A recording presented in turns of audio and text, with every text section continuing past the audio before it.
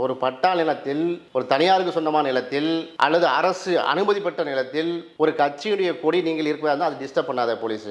எல்லா கட்சிக்கு என்ன ப்ரொசீஜரோ அதை பண்ணிட்டு போறாங்க. அது ஏதாவது புகார் வந்தா மட்டும் நீ விசாரிங்க. ஜட்ஜ்மெண்ட்ல இருக்குது. ஒரு கட்சியுடைய பிரமுகராக இருப்பார், அவர் தன்னுடைய சொந்தமான நிலத்தை வந்து அவர் தன் கட்சி கொடியை வந்து ஏற்றுவார். அந்த நேரத்தில் நீங்க பிளாக் செரிமனிக்கு மட்டும்தான் இன்ஸ்ட்ரக்ஷன் பண்ணணும். இத்தனை பேர் கூடலாம், டிராபிக் ஜாம் பண்ணிடக்கூடாது.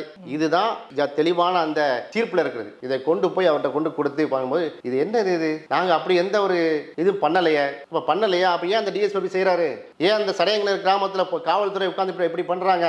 அப்போ சொல்றாரு, நான் விசாரிக்கிறேன், நீங்க போயிட்டு வாங்க, நல்லபடியா சுபமா முடியும் அப்படின்னு 20ஆம் தேதி சொல்கிறார், ஜனவரி 20. எஸ்பி ஆபீஸுக்கு நாங்கள் செல்கிறோம்.